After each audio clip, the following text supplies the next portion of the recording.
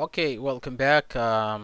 This lesson we will cover in a different way. You can ask someone his name, or you can ask someone else's name. There is a number of ways, so I just want to show you, and also I just want to mark a couple of grammatical some when the word it changed.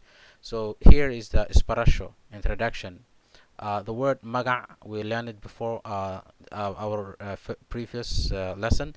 Maga, it's a name, and it will change when you ask someone what's your name, or what's her name, or what's their names, things like that.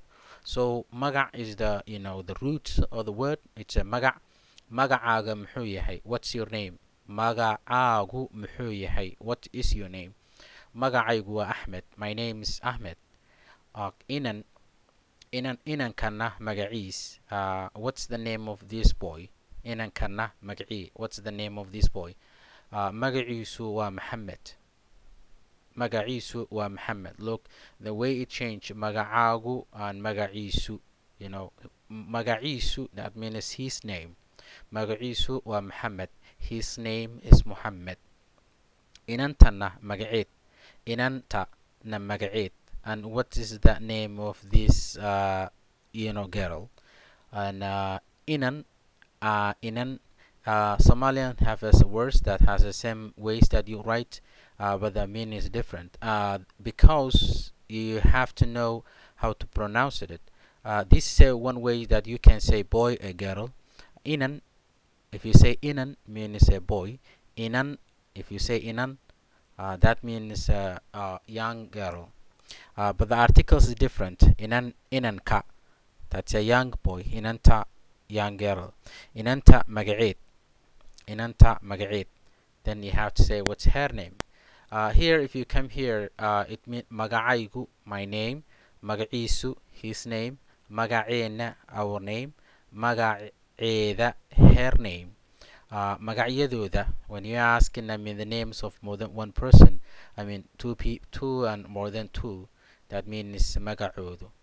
How you can add in making complete sentences. Also, it's also grammatical here. It's like magacaagu muxuu yahay? What is your name? Magacaygu muxuu yahay? Magacaygu muxuu yahay? What is my name? What is my name? Magaciisu muxuu yahay? What is his name? Magaciisu muxuu yahay?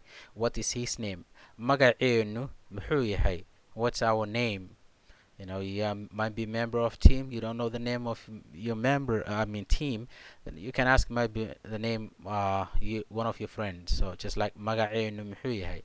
Magaceedu muxuu yahay? What's her name? Magacyadoodu maxay yihiin? If you're asking, the names of two people or more than two people, you can use magacyadoodu maxay, not muxuu yahay, but magacyadoodu maxay yihiin. Okay, magacyadoodu maxay yihiin. That's how you can ask the names of two people. It changed here. Then maybe if it's a single, you can say muxuu yahay, magaceedu muxuu yahay, magaciisu muxuu yahay, magaceenu muxuu yahay, magacyadoodu maxay yihiin.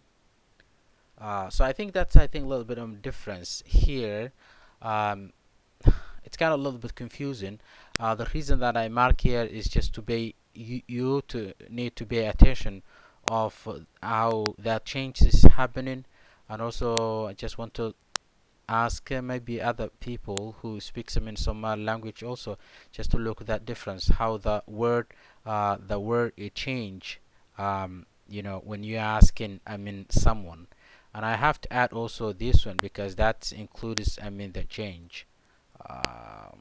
Yeah, so that's it. It's the different ways that you can say. Let me read it for you one more time. Magacaagu muxuu yahay? What's your name? Magacaygu waa Ahmed. My name is Ahmed. Inankana magacii? What's the name of this young boy? Magaciisu waa Maxamed. His name is Muhammad.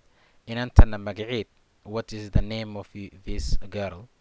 um, Look, if you look, I mean, this is a only, you think, I mean, it's a one word, but it has inan means girl, ta means the articles that you use, I mean, because it's a female, and a that means and, inan tanna magaceed, and what's the name of this young girl. So yeah, we will learn together how to speak Somali language, because even I myself learning, I mean, something here that I've never think about it. So if you do have a question, let me know.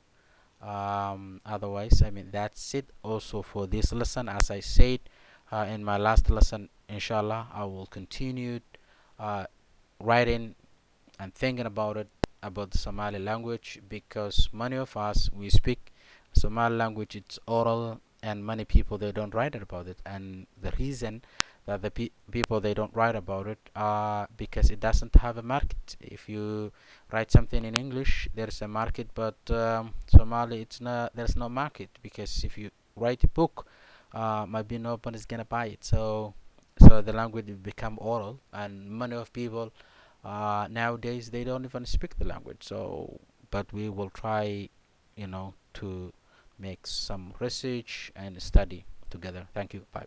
Assalamu alaikum.